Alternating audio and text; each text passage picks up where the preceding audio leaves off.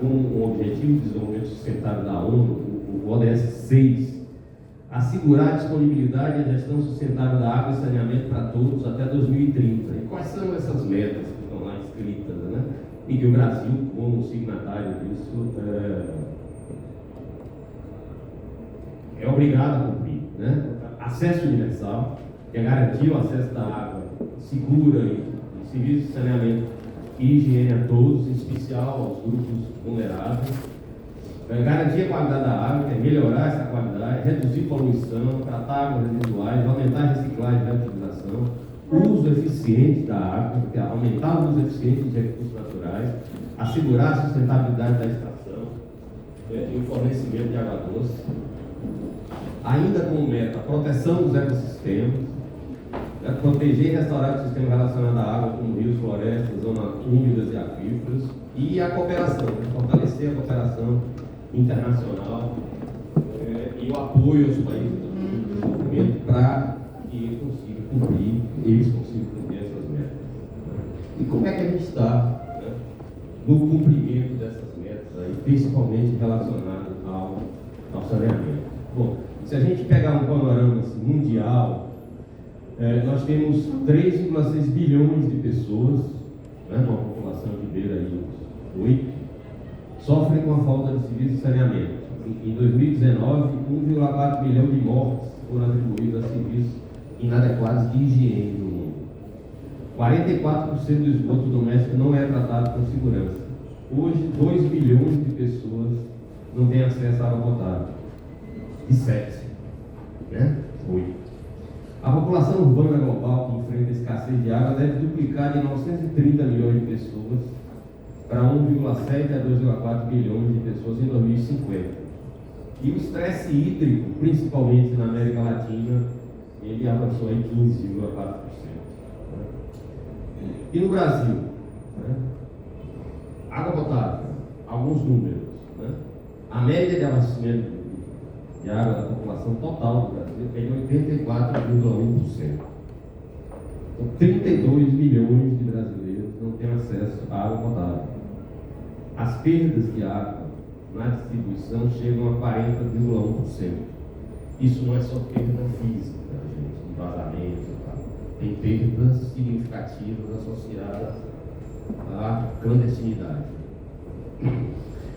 12,46 casos de internação por doenças relacionadas à água contaminada a cada 10 mil habitantes. Isso gera uma despesa anual ao SUS de 99 milhões.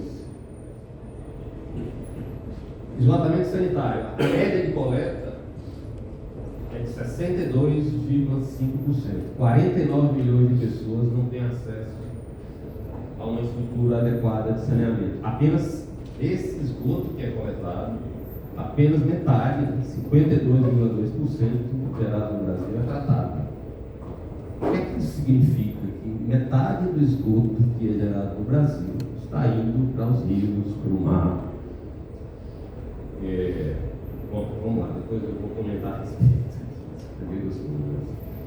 Resíduos sólidos, né? Estamos falando aí de lixo. A média de acesso à coleta de lixo é um número positivo, digamos, né? É de 90,9% da população, dados do IBGE, aí, censo, esses números são recentes, né, 2023. Ainda assim, 43% de todo o lixo gerado no Brasil tem descarte irregular. 43, gente, é muito perto da metade. Né? Então, esgoto, metade, rios e mares, lixo. Região Norte, 73,8% dos municípios da região Norte utilizam lixões. É lixo a céu aberto. Nordeste, 52,9% dos municípios utilizam lixões. No Centro-Oeste, 52,9% dos municípios utilizam lixões. Região Sudeste, 12,1% dos municípios utilizam lixões. Região Sul, 5,4% dos municípios utilizam lixões, são dados do IBGE de 2023. Águas pluviais, e aqui, né, falando de mudanças climáticas, de como nossas cidades estão preparadas para lidar com isso, com eventos, né, mais frequentes e mais intensos de chuva, de seca, etc., 94,7% dos municípios brasileiros não têm um plano diretor de manejo de águas de chuva. Em Salvador nós temos um. Foi feito recentemente e que está na prateleira, nunca foi para ser aprovado como lei. Então, aqui não tem. Só falando aqui do município que a gente mora. 1 em cada 3 municípios não tem nenhum sistema de drenagem. 3,2% dos municípios informaram ter sistemas de tratamento de água de chuva. Entre 1901 e 2023, o Brasil registrou 26 mil eventos hidrológicos de desastres. 26 mil. Esse é o retrato do saneamento no Brasil. Eu não estou querendo ser apocalíptico, não. A gente já melhorou muito, mas estamos muito lentos, sabe? Vamos lá. Uma linha do tempo aí do saneamento do Brasil. O saneamento, gente, é antigo, né? Quem já teve a oportunidade de ir em Roma, tem lá um monumento turístico chamado Cloaca Romana. Foi o primeiro sistema de esgoto conhecido aí daquela época, então é bem antigo, né? Em 1971, a ditadura militar criou o Planasa, então, entendendo que o que é que foi esse Planasa? Todas aquelas iniciativas que existiam nas cidades brasileiras relacionadas a abastecimento de água, principalmente, né? O esgoto tem chegado muito recentemente nas casas. Criou as companhias estaduais de saneamento, porque entendia que ia ter uma eficiência maior, ia ter ganhos de escala, ia ter capacidade de planejar melhor, etc. Só em 2007, criou o BNH, que era para financiar essas coisas, né? Qual é o problema? A gente cria lei, mas não cria prioridade e nem dá financiamento. Então, o grande problema do saneamento, historicamente, é que não se transformou numa política pública, numa prioridade pública e não tem financiamento. Teve no período aí de 2007, quando o então governo federal criou o PAC. O saneamento entrou no PAC e nós tivemos financiamento grande.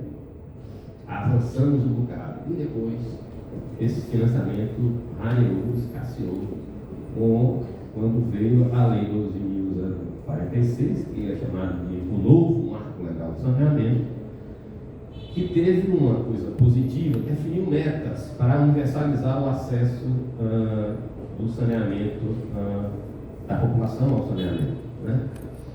Trouxe no bojo dela um desejo muito grande de privatização das companhias estaduais. E como foi que vamos fazer isso? Vamos embora sufocar as companhias estaduais, fazer um monte de exigência só para eles, nada para a iniciativa privada.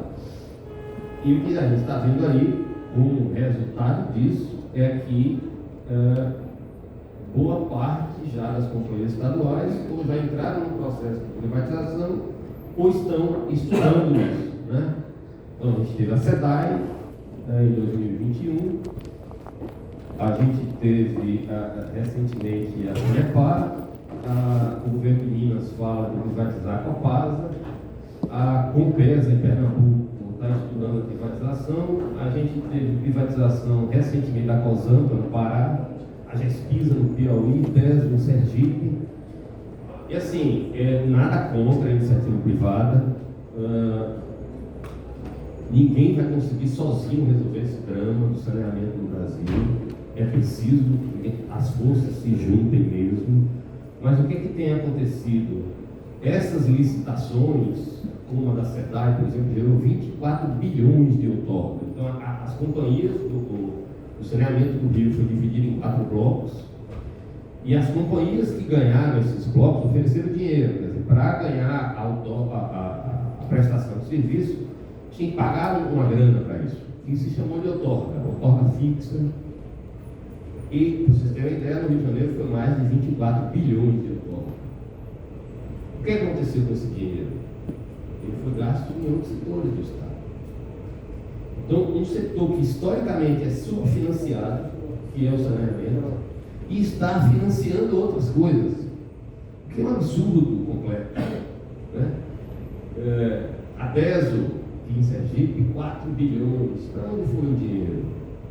Para outras coisas do Estado, não foi para o saneamento. Então, a gente precisa aperfeiçoar a lei de PPPs. Olha, esse dinheiro, pelo menos a maior parte dele tem que ficar no saneamento. Assim, deixa eu falar aqui da cobertura do esgoto, né? Esse negócio está funcionando. Ali era aquele gráfico de barras. Mostra que em 2014 a 2023 nós avançamos de 77 para 83 a cobertura de água e de esgoto de 46 para 60. É coleta, né, gente? Não é tratamento de esgoto, não. Então avançamos muito pouco com relação a investimentos, né? Em 2000 ficamos, né? Ainda é de 2010, mostra 2007. Vocês terem uma ideia, para universalizar o saneamento no Brasil, houve um plano do saneamento federal chamado Plano SAB, e ele fez uma previsão de quanto precisava.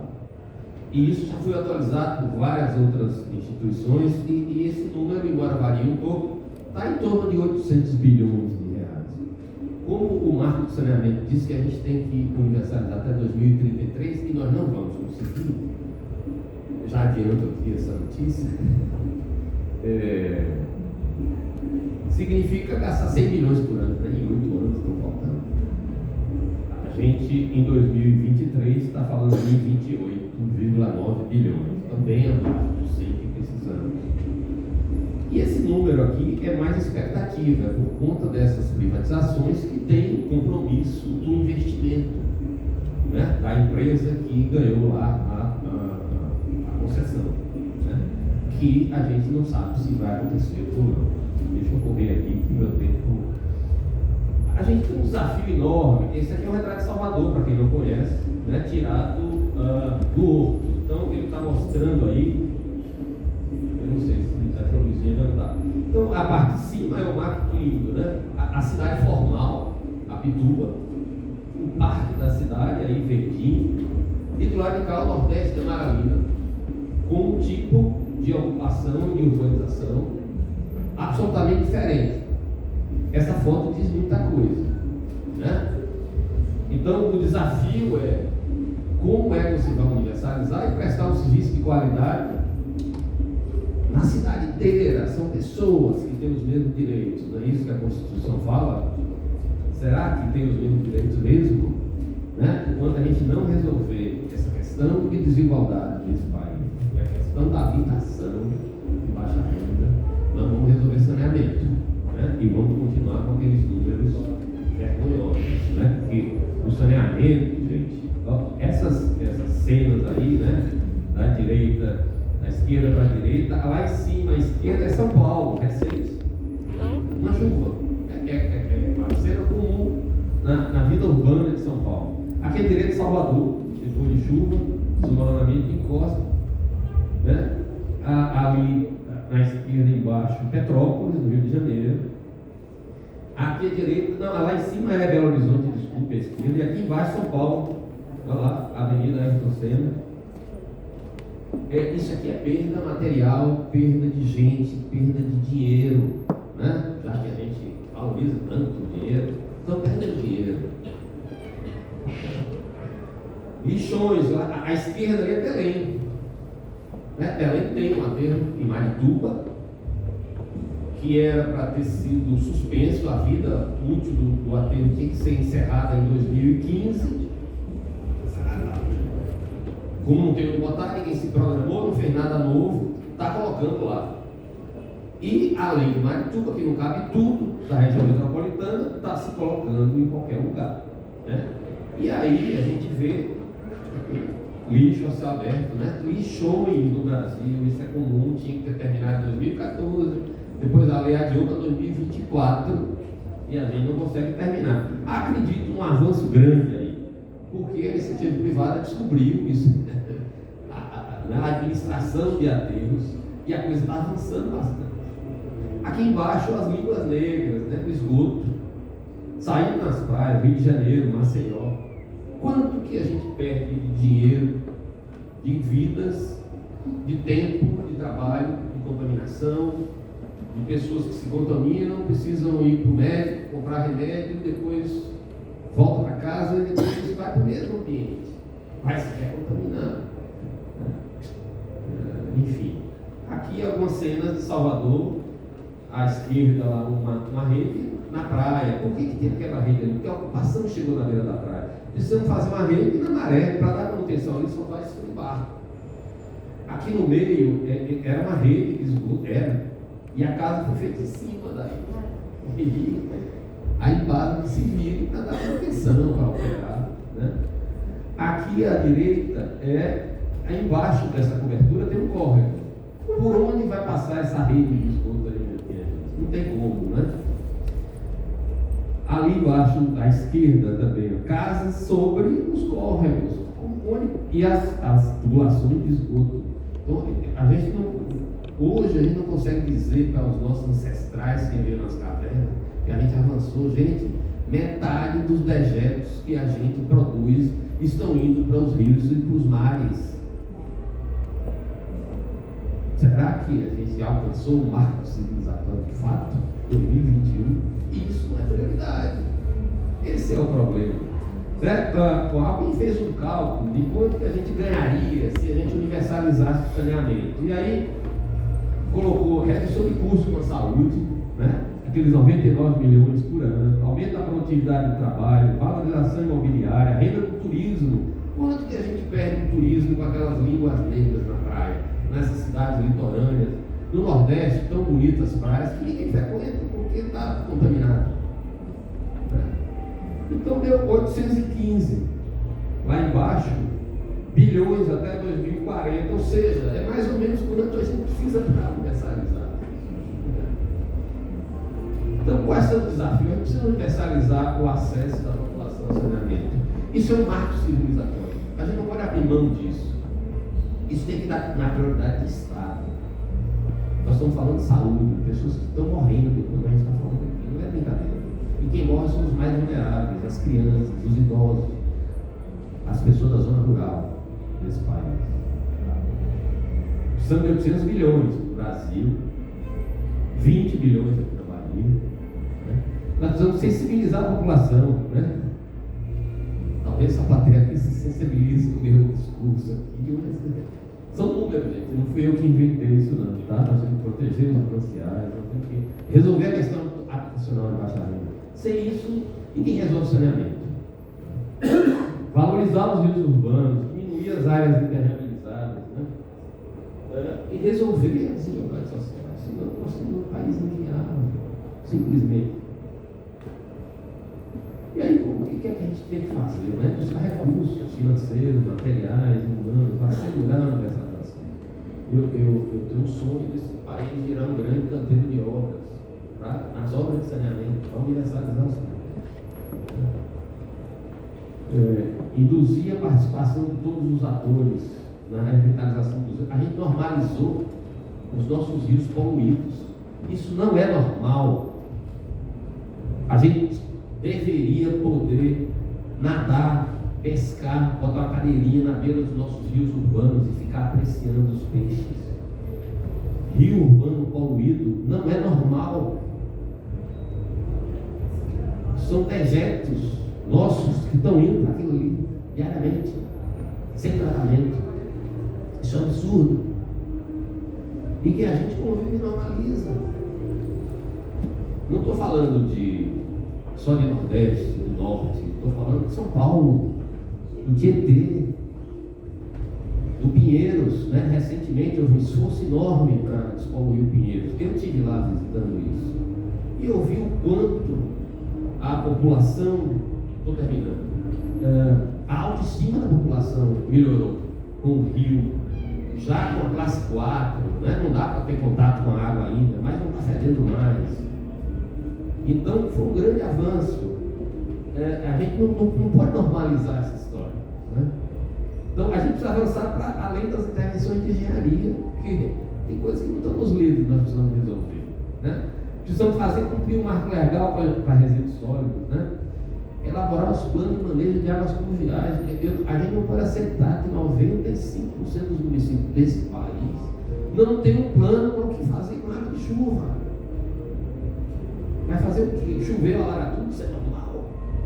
Não, não é normal. Né? E a gente precisa assegurar que a universalização do saneamento seja prioridade da sociedade e do Estado. Obrigado.